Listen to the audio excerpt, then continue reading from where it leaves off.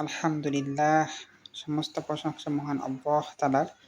আজকে এই ভিডিওটা খুবই গুরুত্বপূর্ণ হতে যাচ্ছে, বিশেষ করে যারা মুসলমান তাদের জন্য এবং অন্য ধর্মাবলম্বী যারা আছেন তাদের জন্য একটা চিন্তার খোরাক হবে।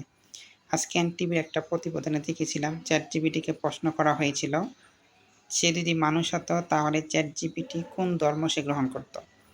তখন আমি এটাকে নিয়ে আরও বিস্তারিত গবেষণা করি এবং দেখি, আমি নিজেও চ্যাটজিপিটিকে প্রশ্ন করেছিলাম, আপনি আমাকে বলুন তো, আপনি যদি মানুষ হতেন তাহলে আপনি কোন ধর্মের অধিকারী হতেন। তখন চ্যাটজিপিটি আমাকে উত্তর দিল, সে আসলে কৃত্রিম বুদ্ধিমত্তা, সে আসলে কোনো ধর্মেরই না। তারপরেও বললাম, আপনি যদি মানুষ হতেন তাহলে কোন ধর্ম গ্রহণ করতেন।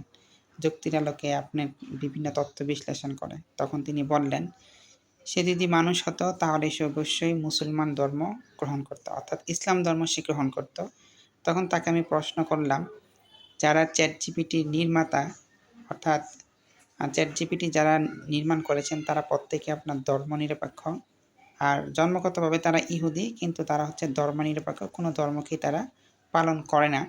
তাকে প্রশ্ন করা হলো, আপনাকে যারা নির্মাণ করলো তারাই হচ্ছে ধর্মনিরপেক্ষ, অথচ আপনি যদি মানুষ হতেন তাহলে কেন আপনি ইসলাম ধর্ম গ্রহণ করতেন। তখন তিনি বললেন, তাকে যারা নির্মাণ করেছেন তারা ধর্মনিরপেক্ষ হলেও কিন্তু তাকে ধর্মনিরপেক্ষ হিসাবে সৃষ্টি করা হয়নি, বা তাদের মতাদর্শে আদর্শিত করে তাকে মতাদর্শ অনুযায়ী তাকে এভাবে সৃষ্টি করা হয়নি। তাকে সৃষ্টি করা হয়েছে তথ্য, যুক্তি এবং বাস্তবতার আলোকে, যুক্তির আলোকে বিশ্লেষণ করে এভাবে তাকে সৃষ্টি করা হয়েছে। সেরকম যে তার যুক্তির সে দেখালো, সে যদি মানুষ হতো তাহলে সে অবশ্যই ইসলাম ধর্মকে গ্রহণ করত।